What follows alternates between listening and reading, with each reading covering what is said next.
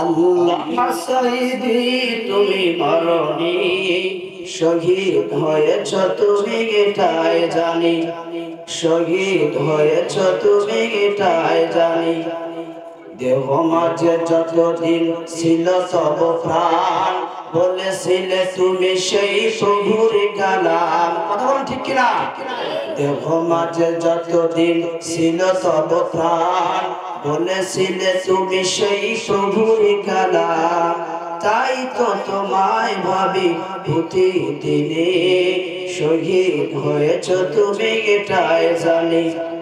আল্লামা সাঈদী তুমি মরণি, শহীদ হয়েছ তুমি এটাই জানি, শহীদ হয়েছ তুমি এটাই জানি। দেখা তো হবে না আর এই জীবনে, দেখা হবে জান্নাতের ফুল বাগানে। কথা বল ঠিক কিনা?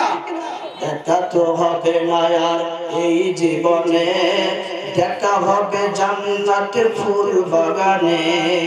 এই আশা কবুল করো আল্লাহ তুমি, শহীদ হয়েছ তুমি এটাই জানি, শহীদ হয়েছ তুমি এটাই জানি। আল্লাহ পাকের অশেষ রহমত ও মেহেরবানিতে সামনে বসা, পেছনে বসা যুবক ভাইরা, দিগার ওলামায়ে কেরাম, পর্দার আড়ালে বসে আছেন অবলা সরলা সর্বগুণে গুণান্বিত মা ও বোনেরা, সকলের প্রতি সালাম, আসসালামু আলাইকুম ওয়া রাহমাতুল্লাহ।